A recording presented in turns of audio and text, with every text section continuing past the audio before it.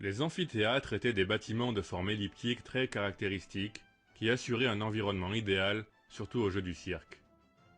L'arène a été entourée de gradins de plusieurs étages de haut, à partir desquels les spectateurs pouvaient regarder les combats en toute sécurité.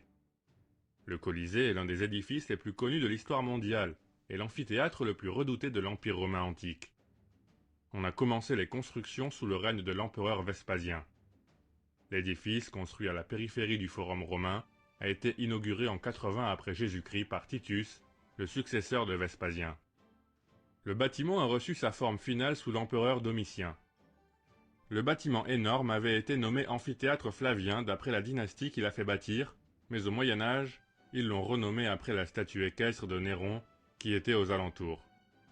Le Colisée faisait 188 mètres de long, 156 mètres de large et à peu près 50 mètres de haut. Dans le public, plus de 50 000 personnes pouvaient prendre place en même temps.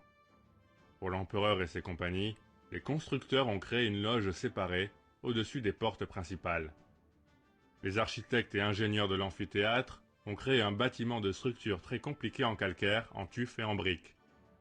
Le système des entrées, des escaliers, des descentes et des couloirs fonctionnait très bien dans la pratique. La forme et la structure du Colisée ont inspiré plusieurs architectes des stades de foot du XXe siècle. On faisait entrer sur la scène les gladiateurs et les animaux sauvages depuis les réserves, à l'aide de passages souterrains et d'ascenseurs intégrés. En fermant les canaux d'évacuation, ils ont pu créer un lac artificiel dans l'arène, ce qui a permis la mise en scène de batailles navales. Au dernier étage, les pierres et le porte-à-feu tenaient des poutres immenses sur lesquelles ils ont tendu un toit à 2 pentes qui couvrait la grande partie de l'amphithéâtre. Dans l'arène du Colisée, durant plusieurs décennies, beaucoup de gladiateurs et animaux sauvages ont perdu leur vie. Le spectacle de leurs trépas rendait le public enthousiaste. Pendant la période de la persécution des chrétiens, beaucoup de fidèles ont subi le même sort.